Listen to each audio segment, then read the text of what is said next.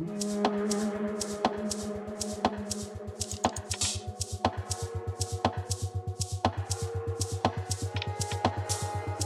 আলাইকুম ভিউয়ার্স, আজকে আমরা অ্যাডোবি ফটোশপ দিয়ে কিভাবে ব্যাকগ্রাউন্ড রিমুভ করে সেটা দেখব। একটা ইমেজের ব্যাকগ্রাউন্ড আপনি কিভাবে পছন্দ মতো দিবেন সেটা আজকের যে ক্লাস আছে সেটা দিয়ে আপনারা শিখতে পারবেন। তো চলুন শুরু করা যাক। প্রথমে আমরা একটা ইমেজ নেব, যে কোনো একটা ক্রোম ব্রাউজার ওপেন করে নেবেন। তারপর এখানে মেন ইমেজ সেটা লিখে সার্চ করবেন। তারপর আপনার পছন্দ মতো একটা ইমেজ নেবেন। আপনি অবশ্যই খেয়াল রাখবেন ইমেজটা যেন ওয়াটারমার্ক না থাকে।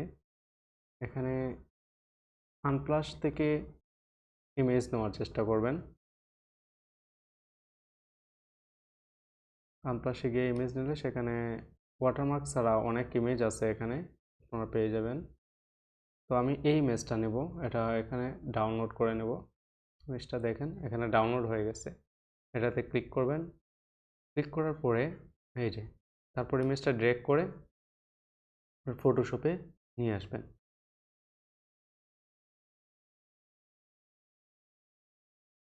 ফটোশপে নিয়ে আসার পরে আপনার কুইক সিলেকশন টুল সেটা সিলেক্ট করবেন।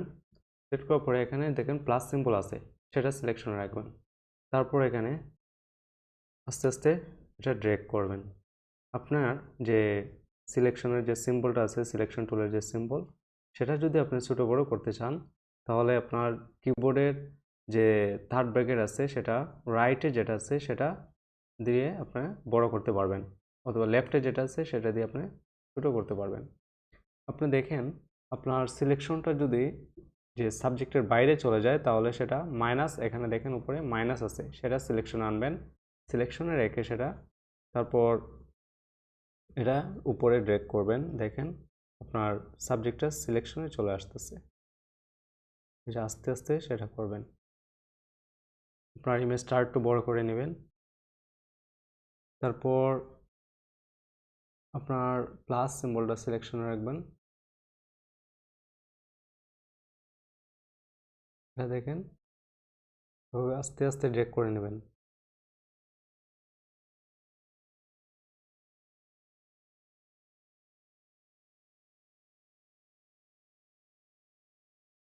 এই যে আমাদের এটা সিলেকশনের বাইরে চলে গেছে।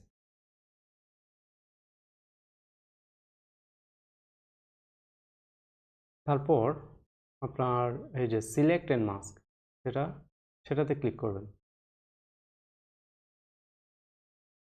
ব্যাকগ্রাউন্ডটা আনলক করে নেবেন। সিলেক্ট এন্ড মাস্ক লেয়ারটা আনলক করার পরে সিলেক্ট এন্ড মাস্কে যাওয়ার পরে আপনারা এই যে এখানে ওয়ান ব্লকে রাখবেন। ওয়ান ব্লকে রাখার পরে তারপর এখানে ওপাসিটি একটু বাড়ায় দেবেন, 39 দিলাম আমি। তারপর অবজেক্টে ওয়ার্ডটা রাখবেন, স্মুথ স্মুথ দিবেন, এখানে 14 দিলাম স্মুথ। তারপর এখানে ডকুমেন্ট ডিকন্টামিনেট কালার্স এটা সিলেকশন করবেন, এটা 100 রাখবেন।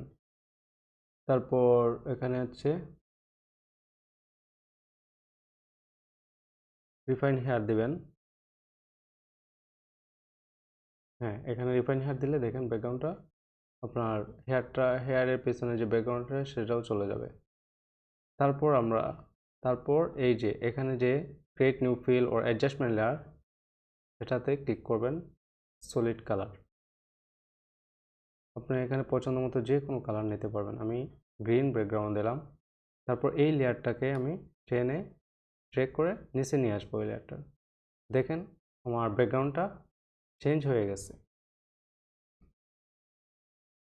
তো এভাবে আমরা একটা ইমেজের ব্যাকগ্রাউন্ড চেঞ্জ করব। আরও অনেক পদ্ধতি আছে, আমি আস্তে আস্তে সে পদ্ধতিগুলো দেখাবো। তো বন্ধুরা, ভিডিওটি অবশ্যই লাইক কমেন্ট শেয়ার করবেন যদি ভালো লাগে থাকে, এবং সাবস্ক্রাইব করে রাখবেন যাতে পরবর্তী ভিডিওগুলো সহজেই পেতে পারেন। ধন্যবাদ বন্ধুরা।